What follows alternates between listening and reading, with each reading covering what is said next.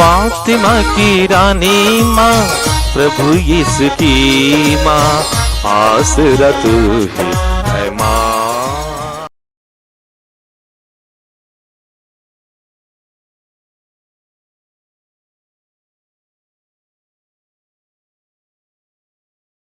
पहला पाठ प्रेरित चरित्र अध्याय 22 पद संख्याएं 3 से 16 तक। पौलुस ने लोगों से कहा, मैं यहूदी हूँ। मेरा जन्म तो सिसिलिया के तारसुस नगर में हुआ था, किंतु मेरा पालन पोषण यहाँ इस नगर में हुआ। गमालिल के चरणों में बैठकर मुझे पूर्वजों की संहिता की कट्टर व्याख्या के अनुसार शिक्षा दीक्षा मिली। मैं ईश्वर का वैसा ही उत्साही उपासक बन गया जैसे आप सब आज हैं। मैंने इस पंथ को समाप्त कर देने के लिए इस पर घोर अत्याचार किया और इसके स्त्री पुरुषों को बांध बांध कर बंदी गृह में डाल दिया। प्रधान याजक तथा समस्त महासभा मेरी इस बात की साक्षी हैं। उन्हीं से पत्र लेकर मैं दमिश्क के भाइयों के पास जा रहा था, जिससे वहाँ के लोगों को भी बांधकर यरूशलेम ले आऊं और दंड दिलाऊं। जब मैं यात्रा करते करते दमिश्क के पास पहुंचा तो दोपहर के लगभग एकाएक आकाश से एक प्रचंड ज्योति मेरे चारों ओर चमक उठी। मैं भूमि पर गिर पड़ा और मुझे एक वाणी यह कहते हुए सुनाई दी, साउल साउल, तुम मुझ पर क्यों अत्याचार करते हो? मैंने उत्तर दिया, प्रभु आप कौन हैं? उन्होंने मुझसे कहा, मैं यीशु नाजरी हूँ, जिस पर तुम अत्याचार करते हो। मेरे साथियों ने ज्योति तो देखी, किंतु मुझसे बात करने वाले की आवाज नहीं सुनी। मैंने कहा, प्रभु मुझे क्या करना चाहिए? प्रभु ने उत्तर दिया, उठो और दमिश्क जाओ। तुम्हें जो कुछ करना है वह सब तुम्हें वहां बताया जाएगा। उस ज्योति के तेज के कारण मैंने देखने में असमर्थ हो गया था, इसलिए मेरे साथी हाथ पकड़कर मुझे ले चले और इसी प्रकार मैं दमिश्क पहुंचा। वहां अननियस नामक सज्जन मुझसे मिलने आए।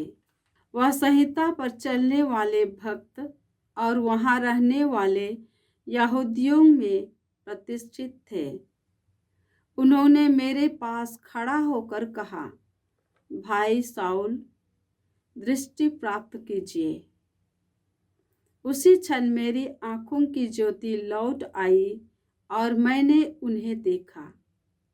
तब उन्होंने कहा, हमारे पूर्वजों के ईश्वर ने आपको इसलिए चुना कि आप उसकी इच्छा जान लें, मसीह के दर्शन करें और उनके मुख की वाणी सुने, क्योंकि आपको ईश्वर की ओर से सब मनुष्यों के सामने उन सब बातों का साक्ष्य देना है जिन्हें आपने देखा और सुना है। अब आप देर क्यों करें? उठकर बपतिस्मा ग्रहण कीजिए और उनके नाम की दुहाई देकर अपने पापों से मुक्त हो जाइए।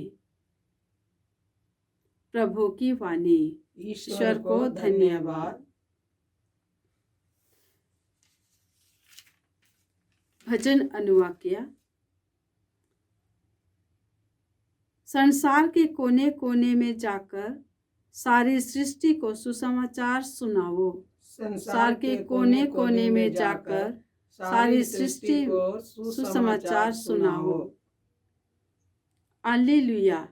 समस्त जातियों, प्रभु की स्तुति करो। हे समस्त राष्ट्रों, उसकी महिमा गाओ। अनुवाक्या। संसार के कोने कोने में जाकर सारी सृष्टि को सुसमाचार सुनाओ। संसार के कोने कोने में जाकर सारी सृष्टि को सुसमाचार सुनाओ। हमारे प्रति उसका प्रेम सामर्थ्य है, उसकी सत्य प्रतिज्ञता सदा सर्वदा बनी रहती है। अनुवाक्य। संसार के कोने कोने में जाकर सारी सृष्टि को सुसमाचार सुनाओ। संसार के कोने कोने में जाकर सारी सृष्टि को सुसमाचार सुनाओ। जय घोष। Hallelujah, hallelujah. मैंने तुम्हें संसार में से चुना है, जिससे तुम जाकर फल उत्पन्न करो और तुम्हारा फल बना रहे, यह प्रभु का कहना है। हालेलुया। प्रभु आप लोगों के साथ हो और आपकी आत्मा के संत साथ। मार्कुस के अनुसार प्रभु यीशु ख्रिस्त का पवित्र सुसमाचार। हे प्रभु तेरी महिमा हो।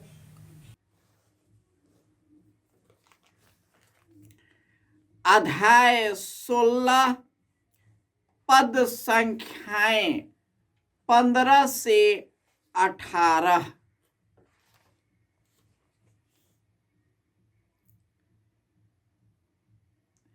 इसके बाद ईसा ने उनसे कहा, संसार के कोने कोने में जाकर सारी सृष्टि को सुसमाचार सुनाओ। जो विश्वास करेगा और बपतिस्मा ग्रहण करेगा उसे मुक्ति मिलेगी। जो विश्वास नहीं करेगा वह दोषी ठहराया जाएगा। विश्वास करने वाले यह चमत्कार दिखाया करेंगे। वे मेरा नाम लेकर अपदूतों को निकालेंगे, नवीन भाषाएं बोलेंगे और सांपों को उठा लेंगे। यदि वे विष पिएंगे तो उससे उन्हें कोई हानि नहीं होगी। वे रोगियों पर हाथ रखेंगे और रोगी स्वस्थ हो जाएंगे। यह प्रभु का सुसमाचार है। हे क्रिस्त तेरी स्तुति हो। ख्रिस्त में प्यारे भाइयों और बहनों, आज माता कलीसिया संत पौल के परिवर्तन का पर्व मनाती है। उसके मन, हृदय और आत्मा का परिवर्तन का पर्व।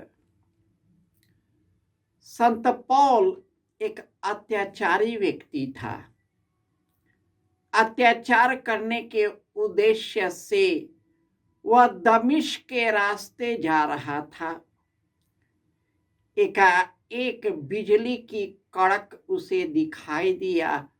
वह घोड़े पर से मूर्छित होकर गिर गया। उसने पूछा, प्रभु आप कौन हैं? यीशु ने कहा, मैं यीशु नाजरी हूँ जिसे तुम मुझे सता रहे हो। इस तरह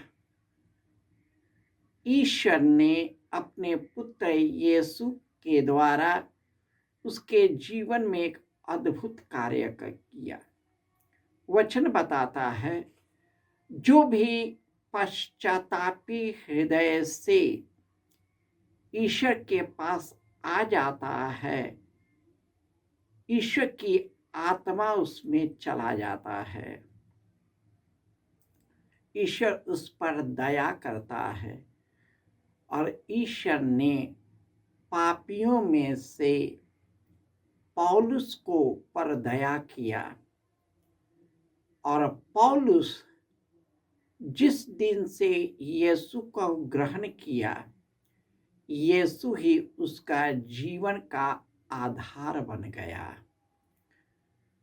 वह यीशु के नाम पर जगह जगह जा करके उसका साक्ष्य देने लगा।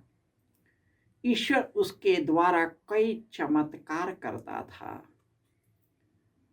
और जैसे कि आज के सुसमाचार में प्रभु यीशु ने कहा, संसार के कोने कोने में जाकर सारी सृष्टि को सुसमाचार सुनाओ, तुम्हें कुछ भी हानि नहीं करेगा।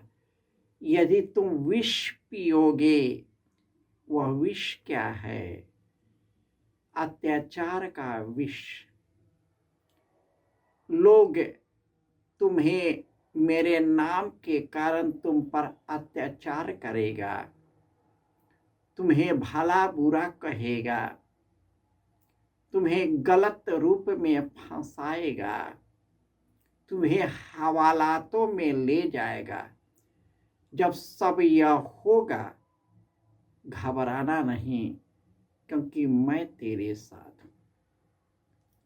जब से यीशु उनका अभिन्न अंग बन गया, वही संत पौलुस यह कहते हैं, मैं अपने ही जीवन को और संसार की सारी चीजों को मैं कूड़ा मानता हूं, कचरा मानता हूं। जिसे मैं पहले श्रेष्ठ मानता था, यीशु के कारण मैं सब कुछ को कूड़ा मानता। मैं यही चाहता हूं कि मैं यीशु को जानूं, उसके दुख भोग का अनुभव करूं और उनके पुनरुत्थान में एक हो जाऊं।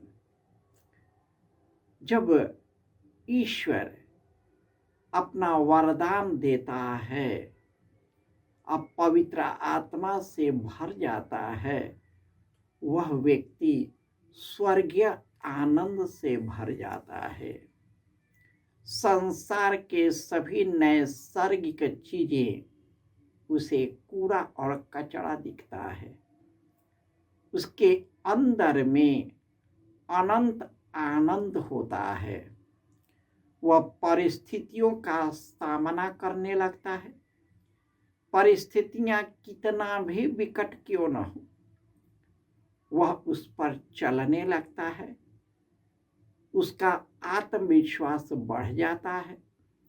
ईश्वर उस व्यक्ति के द्वारा महान महान कार्य करता है। हम भी पापी हैं। यीशु ने मेरे पापों को, मेरे अधर्मों को, हमारे कुकर्मों को अपने ऊपर ले लिया। वे पाप को छोड़ हमारे सदृश बन गए।